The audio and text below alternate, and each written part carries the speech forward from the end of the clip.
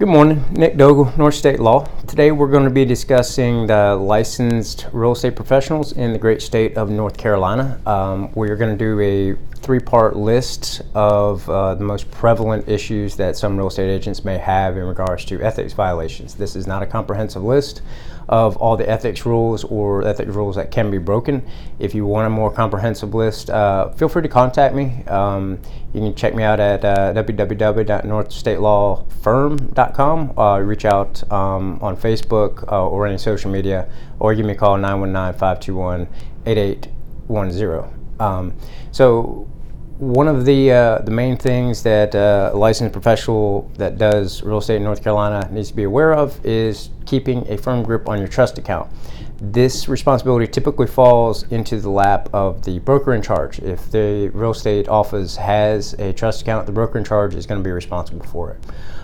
Even if somebody else is actually doing it that's licensed and can properly, per the ethics rules, do it, broker in charge is still going to be responsible. So the main things to worry about in regards to the trust account is reconcile it every month. Make sure you have a trust ledger for all sales transaction. That includes if you do any sort of rental properties in conjunction with your trust account. Make sure that that's properly reconciled as well, and make sure you have a trust journal done at the end of every month as well.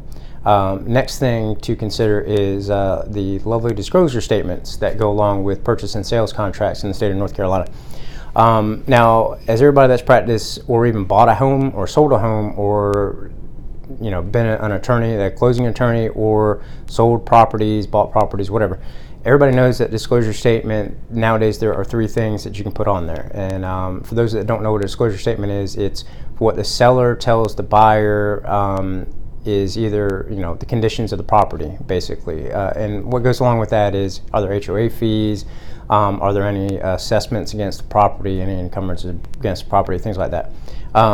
Do not help your client lie on a disclosure statement. There's absolutely no reason to. There are three boxes that you can check. Say you have a client with a structural defect on their property and you represent the seller. They can check, yes, I have a structural defect on the property. I can do no representation and say, don't say anything. The buyer can hire a structural engineer to come out there and do their due diligence, through their due diligence period, and figure it out for themselves if they want to. But if you know and your client knows that there's a structural defect on the property, do not let them check no. If they give you a hard time, drop them as a client, go on to somebody else. There's an 80-20 rule. 20% of the clients take up 80% of your time. If they're a bad client, drop them, move on to somebody else. You'll do better, trust me. The last thing to consider is do not do any other unauthorized practice of law. Nowadays, there's absolutely no reason to. If you need an attorney that does real estate, I do not, but I know a number of folks that do great jobs that I've used before in the past, and that I've been happy with their work.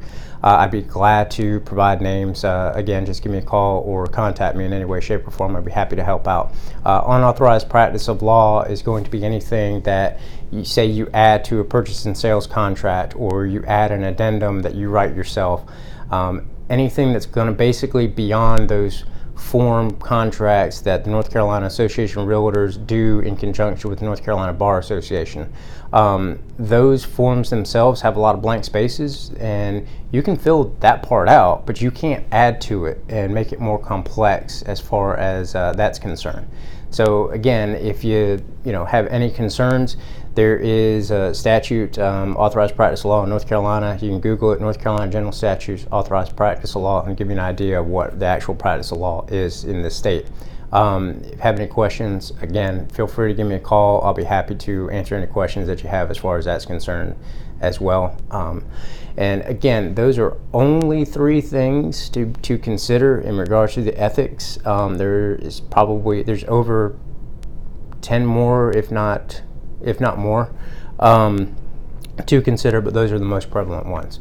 So thanks for joining me today. I will be happy to answer any questions. Once again, just reach out to me. It's www.northstatelawfirm.com or 919-521-8810. You can also email me, nick@northstatelawfirm.com. Everybody have a great day. Look forward to seeing you in the future. Bye-bye.